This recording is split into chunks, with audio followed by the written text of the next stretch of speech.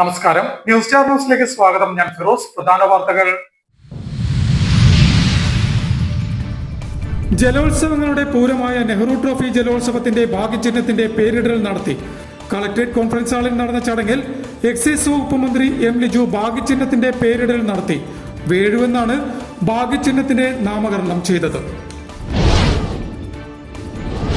തങ്ങളെല്ലാം വളർന്നു വന്ന സംഘടനയാണ് KSU എന്നും KSUവിനെ മുഖ്യമന്ത്രി അപമാനിച്ചതായി കരുതുന്നില്ല എന്നും സംസ്ഥാന എക്സൈസ് സഹകരണ വകുപ്പ് മന്ത്രി എം ലിജു ആലപ്പുഴയിൽ മാധ്യമപ്രവർത്തകരുടെ ചോദ്യങ്ങൾക്ക് മറുപടി പറയുകയായിരുന്നു മന്ത്രി. പുന്നപ്ര വയലാർ രക്തസാക്ഷികളുടെ വീരസ്മരണകൾ ഉറങ്ങുന്ന ആലപ്പുഴ വലിയ ചുടുകാട്ടിൽ മുൻ മുഖ്യമന്ത്രി VS അച്യുതാനന്ദന് സ്മാരകം ഉയരുന്നു. ആലപ്പുഴ സെന്റ് ജോസഫ്സ് വനിതാ കോളേജിന്റെ സ്വയംഭരണ പദവി പ്രഖ്യാപനം ഈ മാസം 18-ന് നടക്കുമെന്ന് ഭാരവാഹികൾ പറഞ്ഞു. ആലപ്പുഴ പ്രസ് ക്ലബ്ബിൽ നടത്തിയ വാർത്താ സമ്മേളനത്തിലാണ് അവർ ഇക്കാര്യം അറിയിച്ചത്. വാർത്തകൾ വിശദമായി. ജലോത്സവങ്ങളുടെ പൂരമായ നെഹ്റു ട്രോഫി ജലോത്സവത്തിന്റെ ഭാഗ്യചിഹ്നത്തിന്റെ പേരിടൽ നടത്തി. കളക്ടറേറ്റ് കോൺഫറൻസ് ഹാളിൽ നടന്ന ചടങ്ങിൽ സംസ്ഥാന എക്സൈസ് സഹകരണ വകുപ്പ് മന്ത്രി എം ലിജു ഭാഗ്യചിഹ്നത്തിന്റെ പേരിടൽ നടത്തി. വേണു എന്നാണ് ഭാഗ്യചിഹ്നത്തിന് നാമകരണം ചെയ്തിരിക്കുന്നത്. 72ാമത് നെഹ്റു ട്രോഫി വള്ളംകളിയുടെ ഭാഗ്യചിഹ്നമായ വള്ളം തുഴയുന്ന വേഴാമ്പലിന്റെ പേര് വേഴു എന്ന് നാമകരണം ചെയ്തു. വേഴു എന്ന പേര് പതിച്ച ഭാഗ്യചിഹ്നം കളക്ടറേറ്റ് കോൺഫറൻസ് ഹാളിൽ നടന്ന ചടങ്ങിൽ എക്സൈസ് സഹകരണ വകുപ്പ് മന്ത്രി എം ലിജു ആണ് പ്രകാശനം ചെയ്തത്. ജില്ലാ കളക്ടർ ഷാജി വി നായർ, ചലച്ചിത്ര നടി ദേവി ചന്ദന എന്നിവർ ചേർന്നാണ് പേര് പതിച്ച ഭാഗ്യചിഹ്നം മന്ത്രിയിൽ നിന്നും ഏറ്റുവാങ്ങി. ആലപ്പുഴ കുതിരപ്പന്തി നടുവിലെ പറമ്പ് AR ഷുഹൈബാണ് ഇത്തവണത്തെ ഭാഗ്യചിഹ്നത്തിന്റെ പേര് നിർദ്ദേശിച്ചത്. സംസ്ഥാനത്തിന്റെ വിവിധ ഭാഗങ്ങളിൽ നിന്നും ലഭിച്ച 1575 എൻട്രികളിൽ നിന്നാണ് വേഴു എന്ന പേര് തിരഞ്ഞെടുത്തത്. ഭാഗ്യചിഹ്നത്തിന്റെ പേരിലുള്ള എൻട്രികൾ വാട്സപ്പ് വഴിയാണ് ക്ഷണിച്ചത്. എൻട്രികളിൽ 30 പേരാണ് വേഴു എന്ന പേര് നിർദ്ദേശിച്ചത്. ഇവരിൽ നിന്നും നറുക്കെടുപ്പിലൂടെയാണ് വിജയിയെ തിരഞ്ഞെടുത്തത്. വിജയ്ക്ക് മുല്ലക്കൽ നൂർ ജ്വല്ലറി നൽകുന്ന സ്വർണ്ണ നാണയം സമ്മാനമായി നൽകും. Alappuzha press club president Roy Kottarachira, information public relations വകുപ്പ് മുൻ ഡെപ്യൂട്ടി ഡയറക്ടർ PR റോയി, മുൻ DTPC സെക്രട്ടറി C പ്രദീപ് എന്നിവർ ഉൾപ്പെട്ട സമിതിയാണ് പേര് തിരഞ്ഞെടുത്തത്. ചടങ്ങിൽ നഗരസഭാംഗങ്ങളായ AM നൌഫൽ, ബെന്നി ജോസഫ്, ബിജി ശങ്കർ, അഡീഷണൽ ജില്ലാ മജിസ്ട്രേറ്റ് C പ്രേംജി, ജില്ലാ ഇൻഫർമേഷൻ ഓഫീസറും പബ്ലിസിറ്റി കമ്മിറ്റി കൺവീനറുമായ KS സുമേഷ് എന്നിവർ ചടങ്ങിൽ സംബന്ധിച്ചു. തങ്ങളെല്ലാം വളർന്നു വന്ന സംഘടനയാണ് KSU എന്നും KSUവിനെ മുഖ്യമന്ത്രി അപമാനിച്ചതായി കരുതുന്നില്ല എന്നും സംസ്ഥാന എക്സൈസ് സഹകരണ വകുപ്പ് മന്ത്രി എം ലിജു പറഞ്ഞു. ആലപ്പുഴയിൽ മാധ്യമപ്രവർത്തകരുടെ ചോദ്യങ്ങൾക്ക് മറുപടി പറയുകയായിരുന്നു മന്ത്രി. തങ്ങളെല്ലാം വളർന്നു വന്ന സംഘടനയാണ് KSU എന്നും KSUവിനെ മുഖ്യമന്ത്രി അപമാനിച്ചതായി താൻ കരുതുന്നില്ല എന്നും മന്ത്രി എം ലിജു പറഞ്ഞു.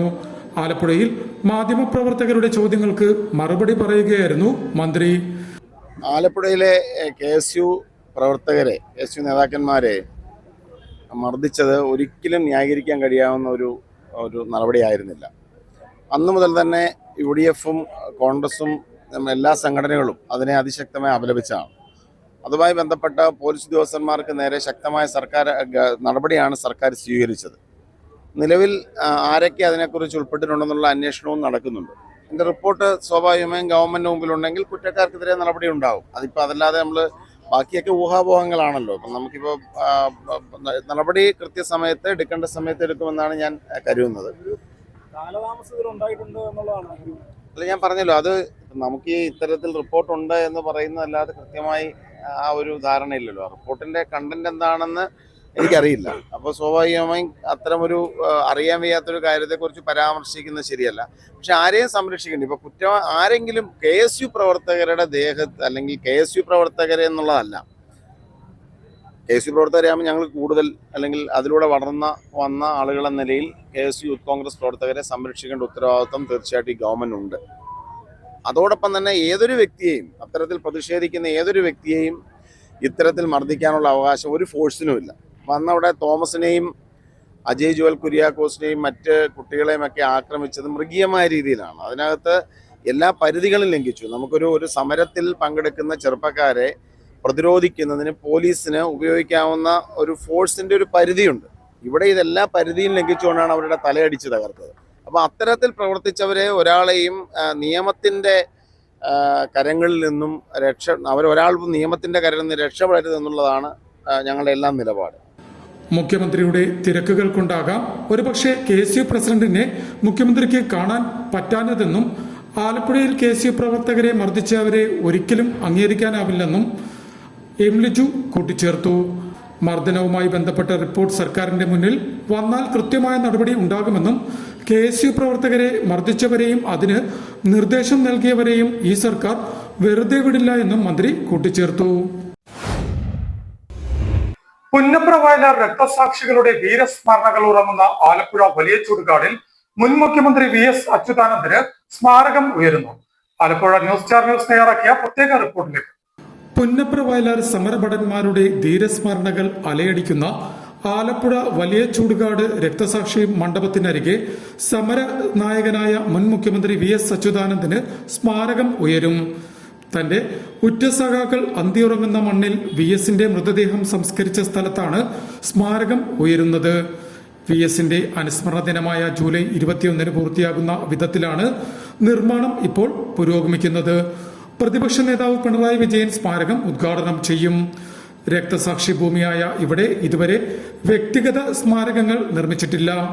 കമ്മ്യൂണിസ്റ്റ് പാർട്ടി ജില്ലാ സെക്രട്ടറി ആയിരുന്നപ്പോൾ 1957 VSന്റെ പേരിൽ ആലപ്പുഴ നഗരസഭയിൽ നിന്ന് ഈ ഭൂമി വാങ്ങിയത്. VSന്റെ പേരിൽ ഇപ്പോഴും ഉള്ള ഭൂമിയിലാണ് അദ്ദേഹത്തിന്റെ സ്മാരകം ഉയരുന്നത്. സ്മാരകത്തിൽ VSന്റെ ചിത്രവും ചുറ്റുമതിലിൽ അരിവാളം ചുറ്റുകയും ദീപശിഖയേന്തിയ കൈയും ഉണ്ടാകും. സ്മാരകം ഉയരുന്നതിൽ വലിയ സന്തോഷമുണ്ടെന്ന് VSന്റെ ബന്ധുക്കളും പറഞ്ഞു. VSന്റെ സ്മാരകം നിർമ്മിക്കുന്നതിന് അടുത്തു തന്നെ TV തോമസിന്റെ സ്മാരകവും നിർമ്മിക്കാൻ CPI തീരുമാനിച്ചിരുന്നു. എന്നാൽ VSന്റെ സ്മാരകത്തിന്റെ കാഴ്ചമറയ്ക്കുന്ന രീതിയിലാണ് TV തോമസിന്റെ സ്മാരകം വരുന്നത് എന്നത് ആശയക്കുഴപ്പം സൃഷ്ടിച്ചിരുന്നു. എന്നാൽ CPI CPM ജില്ലാ സെക്രട്ടറിമാർ സ്ഥലം സന്ദർശിച്ച് TV തോമസിന്റെ സ്മാരകം നിർമ്മിക്കുന്നത് തൊട്ടടുത്ത് മറ്റൊരു സ്ഥലത്തേക്ക് മാറ്റാൻ തീരുമാനിച്ചത് പ്രശ്നത്തിന് പരിഹാരമായി. VSന്റെ 1ാം ചരമവാർഷിക ദിനമായ ജൂലൈ 21 എത്തുന്നവർക്ക് സ്മാരകത്തിൽ പുഷ്പാർച്ചന നടത്തുവാൻ അവസരമൊരുക്കുന്നതായും ഭാരവാഹികൾ കൂട്ടിച്ചേർത്തു. ആലപ്പുഴ സെന്റ് ജോസഫ്സ് വനിതാ കോളേജിന്റെ സ്വയംഭരണ പദവി പ്രഖ്യാപനം ഈ മാസം 18 നടക്കുമെന്ന് അധികൃതർ അറിയിച്ചു. ആലപ്പുഴ പ്രസ് ക്ലബിൽ നടത്തിയ വാർത്താ സമ്മേളനത്തിലാണ് അവർ ഇക്കാര്യം അറിയിച്ചത്. ആലപ്പുഴ സെന്റ് ജോസഫ്സ് വനിതാ കോളേജിന്റെ സ്വയംഭരണ പദവി പ്രഖ്യാപനം ഈ മാസം 18 നടക്കുമെന്ന് കോളേജ് അധികൃതർ ആലപ്പുഴ പ്രസ് ക്ലബിൽ നടത്തിയ വാർത്താ സമ്മേളനത്തിൽ പറഞ്ഞു. സെന്റ് ജോസഫ്സ് കോളേജിന് സ്വയംഭരണ പദവി ലഭിച്ചത് നമ്മൾ ഏവരും അറിഞ്ഞു കാണും. ഇതിൻ്റെ ഔദ്യോഗിക പ്രഖ്യാപനവും ഉദ്ഘാടനവും നടക്കുന്നത് ജൂലൈ 18 2 മണിക്കാണ്.